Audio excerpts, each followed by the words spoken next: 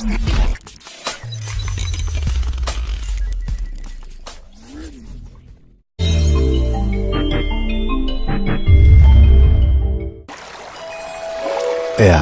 জীয়াজুৰি নয়, শান্ত শান্ত এক নিৰবিচ্ছিন্ন গতিধাৰা।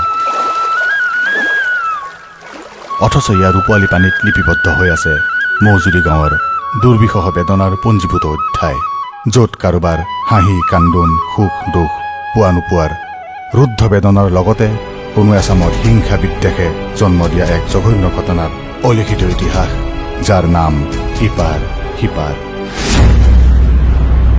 মই চুপ নাথাকো, সঁচা কথা মই কমেই। মই মৰি যাম, কিন্তু কোনো কাৰণতে সেই নৰপিশাচটোৰ লগত বন্ধুত্ব নহব। তহঁতে যিমানেই চেষ্টা নকৰ কিয় মোক গলাব নোৱাৰিবি।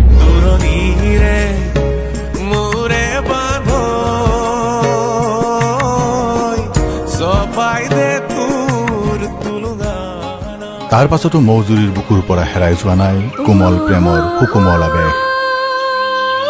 লুণ্ঠিত মানৱতাই থান বান কৰা কোনোবা ডেকা গাভৰুৰ বঞ্চিত প্ৰেমৰ ভগ্ন হৃদয়ে কঢ়িয়াই আনে নতুন প্ৰেমৰ বতৰা। আৰু তাতেই তুমি ইমান দুষ্ট কিয়? ভাল লাগে, দুষ্টালি নকৰিলে প্ৰেম কৰিছো যেন নালাগে যে।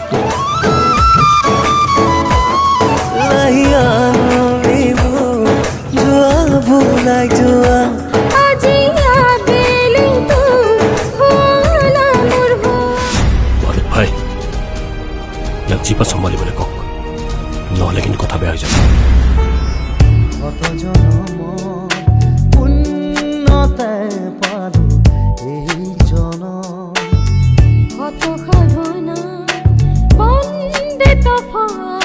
তথাপি শান্ত নহয় মৌজুৰিৰ অশান্ত বতাহ, অন্তহীন হতাশাত পংগুপ্ৰায় কোনোবাই এতিয়াও ডিঙি মেলি চাই নতুন আশালৈ।